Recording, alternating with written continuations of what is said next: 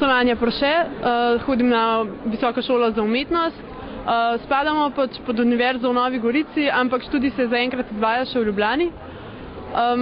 Imamo 4 nosilne module: fotografija, video, animacija in pa novi mediji. Meni se zdi fakulteta super, ker imamo toliko različnih smeri in spoznamo različne vrste umetnosti.